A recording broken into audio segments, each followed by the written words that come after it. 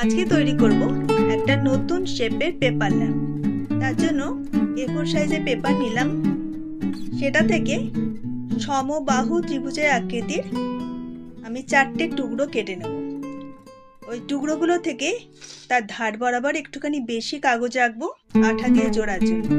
আর যেহেতু এটা paper lamp, তার মাঝখান দিয়ে আলো আসা দরকার, তাই জন্য এর ভেতরটা ডিজাইন করে কেটে নেব। তারপর সেটা আঠা দিয়ে পরপর ঝুললাম যেভাবে দেখাচ্ছি।